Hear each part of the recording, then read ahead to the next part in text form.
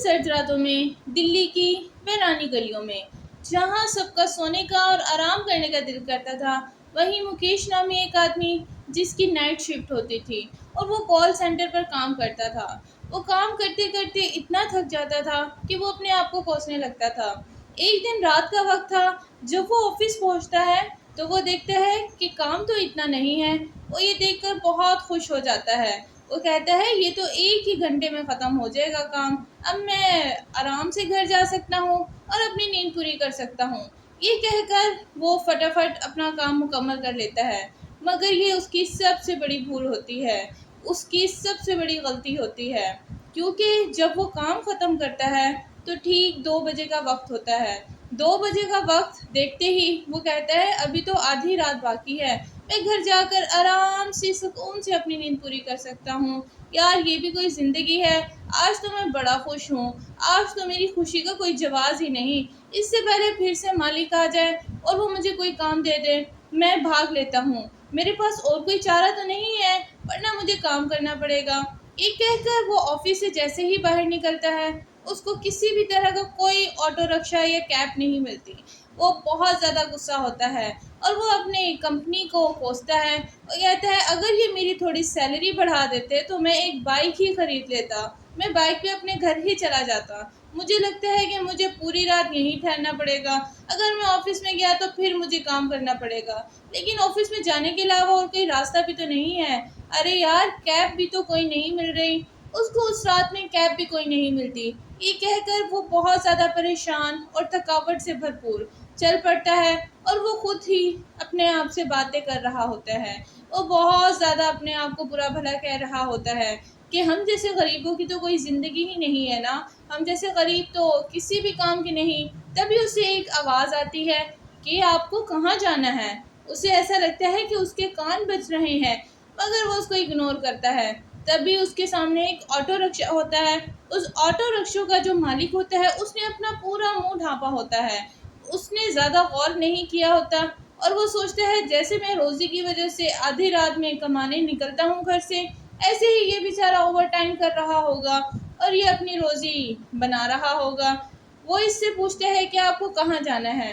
वो यकदम तो चौंक जाता है, मगर फिर वो उसको रामपुर का रास्ता बताता है कि मुझे रामपुर जाना है, आप मुझे रामपुर छोड़ देंगे। वो फिर से उसको 2 बार वो बात दोहराता है। वो हल्के से गर्दन हिलाता है। फ़ौरन से मुकेश रिक्शे में बैठ जाता है। मुकेश रिक्शे में जैसे ही बैठता है उसको बहुत कुछ अजीब लगता है। ठंडी हवाएं तेज हो जाती हैं। वो रिक्शे वाले को बहुत गौर से देख रहा होता है। रिक्शा बहुत अजीब होता है, ना ही उस पे नंबर प्लेट लगा होता है, ना ही कोई रास्ता। वो उसको कहता है कि आप मुझे कहाँ ले जा रहे हैं, मुझे तो ये रास्ता वो नहीं लग रहा, ये रामपुर का तो रास्ता नहीं है। वो उसको बार बार कहता है, मगर वो उसको कुछ नहीं बताता। अचानक से उसकी गर्दन मुड़ जाती है और वो पूरी गर्दन मोड़ लेता है। वो बहुत ज़्यादा घबरा जाता है। उसको ये पता चल जाता है कि ये ज़रूर कुछ गड़बड़ है। ये साधारण आदमी नहीं लगता, ये साधारण आदमी हो ही नहीं सकता और मुझे इसका चेहरा भी तो नहीं नज़र आ रहा। इसने अपना पूरा का पूरा चेहरा क्यों छुपा रखा है? आप बताएं मुझे। वो बहुत ज़्यादा घबराया हुआ बोलता है, जैसे रिक्शे वाला उसको किसी बात का जवाब ही ना दे रहा हो, वो उसकी किसी बात को सुन ही ना रहा हो। वो फिर से बार बार चीख कर उसको बात बोलता है, मगर वो उसको किसी तरह का कोई जवाब नहीं देता। फिर वो बहुत खौफनाक मंजर दिखाता है जिसको देखकर वो दंग रह जाता है। अचानक से रिक्शा स्लो करके वो अपनी पूरी गर्दन खुद ब खुद मरोड़ लेता है। उसकी गर्दन मुड़ी देखकर मुकेश बहुत ज़्यादा घबरा जाता है। वो जान जाता है कि ये कोई आत्मा लगती है। वो कहते हैं मैंने तुम्हारा क्या बिगाड़ा है और तुम मुझे कहाँ लेकर जा रहे हो। इस बात सुनकर वो हंस पड़ता है और वह कहता है अब ये तुम्हारी आखिरी रात होगी। मैं तुम्हें जहाँ लेकर जाऊँगा तुम्हें वहीं जाना पड़ेगा और तुम मेरी आखिरी सवारी हो, इसके बाद मेरी कोई सवारी नहीं। वो ये कहते सुनते ही और वो फ़ौरन से उधर से उछलने की कोशिश करता है। वो बहुत ज़्यादा हिलजुल करता है, मगर उसके पाँव नहीं उठ पाते। सामने ही दीवार पर लिखा होता है अब ये तुम्हारी आखिरी रात होगी। वो ये देखकर फिर से सवाल करता है कि तुम मेरे साथ क्या करने वाले हो और तुम मुझे कहाँ ले जा रहे हो। ये कहते ही वो बेहोश हो जाता है। जब उसकी आँख खुलती है तो वो एक बहुत वीरानी और अजीब जगह पर होता है। वो बहुत ज़्यादा चिल्लाता है, बहुत ज़्यादा चीखता है और मदद के लिए पुकारता है, मगर उसकी मदद को कोई नहीं आता। वो बहुत ज़्यादा हड़बड़ा जाता है, उसको अपनी जान के लाले पड़े होते हैं। वो चीख रहा होता है, क्या कोई है जो मुझे बचाए? तभी एक ज़ोरदार आवाज़ आती है, अब तुम्हें कोई नहीं बचा सकता, तुम्हारा भी हमारी तरह ही हाल होगा, हमारी तरह आत्मा बनोगे और यूं ही भटकोगे, अब तुम्हें कोई नहीं बचा सकता। ऐसा से कहकर वो उसको सामने आने का कहता है। तभी एक भयानक शक्ल का आदमी सामने आता है और वो उसको कहता है कि तुम्हारी तरह मैं भी कॉल सेंटर पर काम करता था और नाइट शिफ्ट पर काम करता था। तभी एक ऑटो रिक्शा वाला आता है और वो मुझे ले जाता है। वो उससे पूछता है वो तुम्हें कहाँ लेकर जाता है। वो कहता है वो यही भूत होता है और जब तक इसका बदला पूरा नहीं होगा तब तक ये हर रोज एक आदमी को लाता है और उसको मार देता है और उसकी आत्मा यूं ही भटकती रहती है। उस ऑटो रिक्शे वाले को भी किसी ने बेदर्दी से मारा था। ऑटो रिक्शा नाइट सवारी लेकर जा रहा था कि एक बम धमाके वाला कोई आतंकबाजी ने उसके रिक्शे में आतंकबाजी फैला दी और जिसकी वजह से रिक्शा पूरी तरह जल गया और वो भी बुरी तरह जलकर भस्म हो गया। जिसके बाद हर रोज़ रात में वो निकलता है और जो भी उसकी आखिरी सवारी होती है वो उसको जान से मार देता है और यही उसका अंत होता है। और जब तक वो उसको बदला नहीं पूरा होगा तब तक वो किसी को नहीं छोड़ेगा। ये सुनकर वो कहता है कि मेरा क्या कसूर है, मैंने तो उसका कुछ नहीं बिगाड़ा, मुझे तो ये भी नहीं पता वो कौन है। ये सुनकर वो जोर जोर से रोता है और भागने लगता है और जहाँ भी भागता है उसको वही ऑटो रिक्शा वाला नजर आता है और वो उससे बहुत माफी मांगता है कि तुम मुझे माफ कर दो, मेरा क्या कसूर है, मुझे जाने दो, मैंने तुम्हें नहीं जलाया।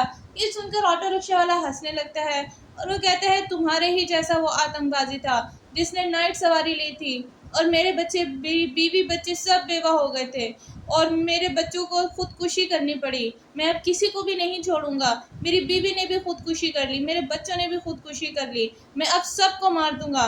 तुम्हारे ही जैसे आतंकबाजी था वो, जो भी नाइट सवारी आएगी मैं सबको मार डालूंगा, मैं किसी को भी नहीं छोड़ूंगा। मैं बुरी तरह जलकर मरा था ना, सबको यूं ही मारूंगा। अब तुम भी मेरी तरह आत्मा बनोगे, अब इसमें कोई नहीं जिएगा। ये कहकर वो गुस्से में हवा में उड़ने लगता है। जैसे ही वो हवा में उड़ता है मुकेश बहुत ज़्यादा घबरा जाता है। तभी एक मंदिर की आवाज़ आती है, घंटी बज रही होती है ज़ोर ज़ोर से। वो फ़ौरन से मंदिर की आवाज़ सुनकर भागने लगता है कि मेरे पास और कोई रास्ता नहीं है। वो जैसे ही भागता है उधर एक लकीर बनी होती है, वो उस लकीर से आगे नहीं जा पाता, उसके पाँव जम जाते हैं। वो बहुत ज़्यादा कोशिश करता है, एक तरफ ज़िंदगी होती है और दूसरी तरफ मौत। वो बहुत ज़्यादा कोशिश करता है मगर उसके पाँव वहीं जम जाते हैं, उसका शरीर जैसे उसके साथ ही ना रहा हो। वो बहुत ज़्यादा घबरा जाता है, उसके पास और कोई रास्ता नहीं होता। वो बहुत बहुत बहुत ज़्यादा चीखें मारता है, आवाज़ें मारता है कि कोई है अंदर, मुझे बचाओ।